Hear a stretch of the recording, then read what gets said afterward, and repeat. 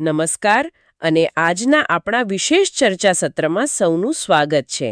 આજે આપણે વરસાદની જે ચેતવણીઓ આવે છે એના પર થોડી ઊંડી વાત કરવાના છીએ. આપણી પાસે અમુક સ્ત્રોત છે જે આ ચેતવણીઓ, એમની કેટલીક મર્યાદાઓ અને કયા વિકલ્પો છે એના પર પ્રકાશ પાડે છે. આખી વાત શરૂ થઈ હતી પેલી હેવી નામની કોઈ સર્વિસના પ્રશ્નથી, પણ સ્ત્રોતોમાં એના વિશે તો ખાસ કંઈ નથી, એટલે એના બદલે જે સામાન્ય રીતે વપરાય છે એવા વિકલ્પો પર જ વધારે ધ્યાન અપાયું છે. તો આપણો મુખ્ય હેતુ એ સમજવાનો છે કે ભાઈ આ વરસાદની આગાહી, ખાસ કરીને પેલો અચાનક તૂટી પડતો ભારે વરસાદ, એની આગાહી આટલી અઘરી કેમ છે અને કયા સાધનો ખરેખર વિશ્વસનીય ગણી શકાય. ચાલો આમાં જરા ઊંડા ઉતરીએ. પહેલો અને મને લાગે છે કે સૌથી મહત્વનો મુદ્દો એ છે કે જે અચાનક ટૂંકા ગાળામાં ભારે વરસાદ હોય છે, જે ઘણીવાર નાના આમ લોકલ વાવાઝોડા સાથે જોડાયેલો હોય, એની ચોક્કસ આગાહી કલાકો પહેલા કરવી લગભગ અશક્ય જેવું છે. આ વાત જ મને લાગે છે કે સૌથી વધુ રસપ્રદ અને પડકારજનક છે, નહીં? બિલકુલ બિલકુલ. એ જ તો મુખ્ય પડકાર છે. જુઓ, આવા જે લોકલ વાવાઝોડા હોય ને, એ બહુ ઝડપથી બને અને બદલાય પણ એટલી ઝડપથી. એટલે એમની આગાહી કરવી વિજ્ઞાન માટે પણ થોડું મુશ્કેલ કામ છે.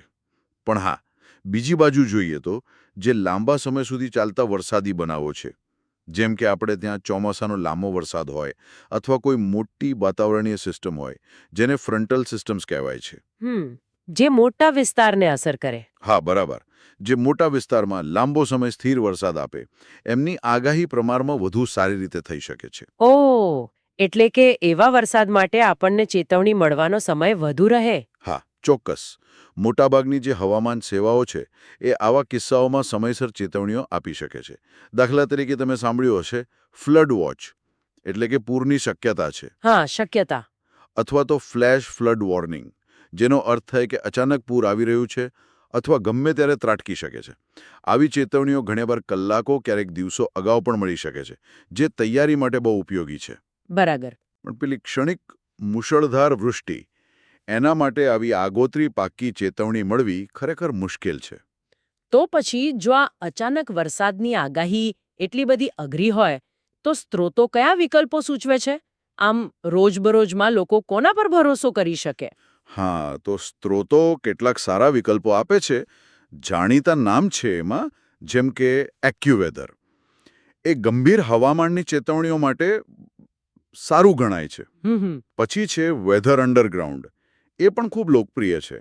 એમાં સારી વાત એ છે કે તમે તમારી જરૂરિયાત મુજબ ચેતવણીઓ સેટ કરી શકો. વરસાદ માટે, વાવાઝોડા માટે. કસ્ટમાઇઝેશન. અને આપણા સ્થાનિક સ્ત્રોતો, ન્યૂઝ ચેનલ્સની એપ્સ વગેરે, એ વધુ ઉપયોગી ન થઈ શકે? ચોક્કસપણે. એ બહુ મહત્વનો મુદ્દો છે.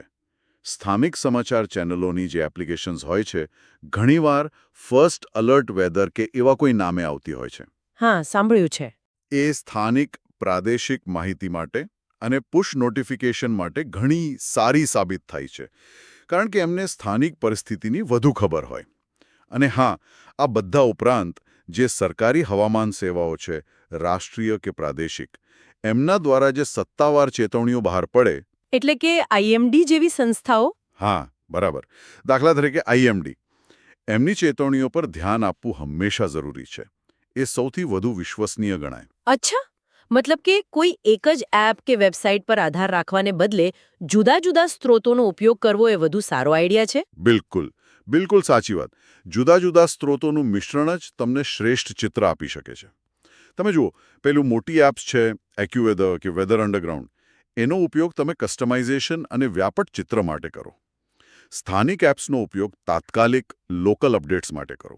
અને સરકારી ચેતવણીઓ પર સત્તાવાર પુષ્ટિ માટે નજર રાખો. અને રડાર ટ્રેકિંગ એપ્સ? હા, એ પણ. રડાર ટ્રેકિંગ એપ્સ પણ મદદરૂપ થાય છે.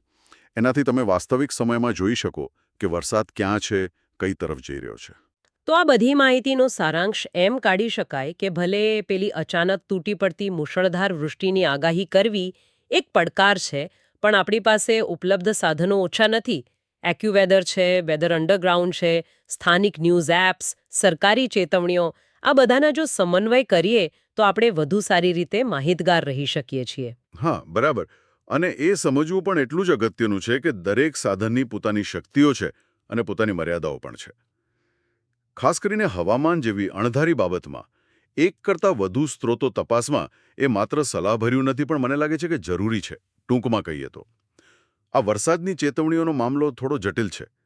ટૂંકા ગાળાનો ભારે વરસાદ, એની ચોક્કસ આગાહી કરવી મુશ્કેલ, પણ જે લાંબા ગાળાની ઘટનાઓ છે કે પછી રિયલ ટાઈમમાં વરસાદને ટ્રેક કરવો છે, એના માટે સારા સાધનો ઉપલબ્ધ છે. એટલે સ્માર્ટ રસ્તો એ જ છે કે જુદા જુદા સ્ત્રોતોનો સમન્વય કરીને ઉપયોગ કરવો.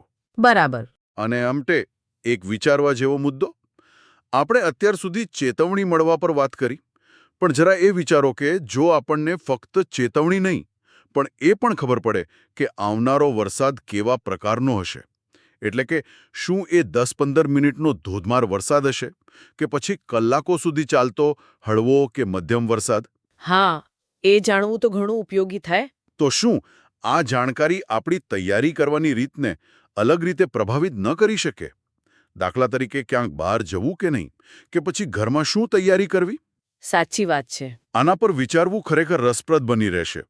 કદાચ ભવિષ્યમાં ટેકનોલોજી આપણને આ સ્તરની માહિતી પણ આપી શકે.